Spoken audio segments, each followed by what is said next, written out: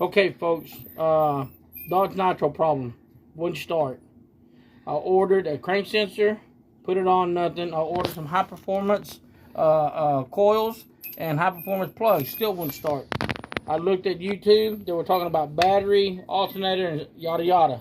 What I had found that if you look at these fuses, if this was good, that's great. And if your box is good, it checks, it's great.